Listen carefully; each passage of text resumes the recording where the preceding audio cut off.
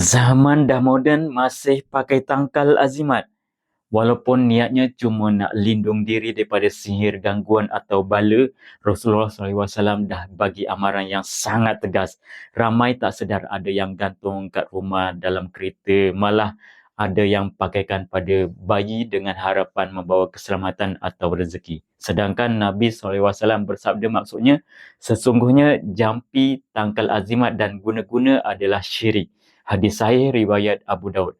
Tangkal azimat bukan pelindung tapi perosak akidah. Yang melindungi hanyalah Allah.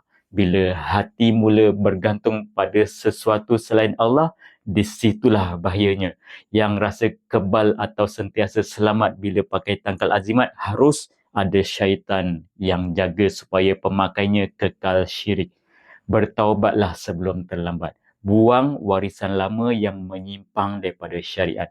Islam ajar kita gantikan dengan doa, zikir dan amalan pelindung yang sahih daripada Al-Quran dan sunnah yang semuanya bergantung harap kepada Allah yang lindungi daripada segala bahaya. Itulah perlindungan yang sebenar yang membawa ketenangan dan keselamatan dunia dan akhirat. Klik link di bio dan dapatkan e-book Sud Perisai Keselamatan Muslim. Saya dah kumpul banyak amalan untuk jaga keselamatan dengan memohon Allah bantu jaga keselamatan kita.